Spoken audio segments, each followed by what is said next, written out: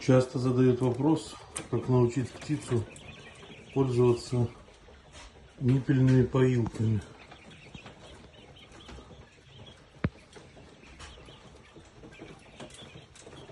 Ответ: никак не надо учить. Птица самостоятельно научится пользоваться ниппельной поилкой.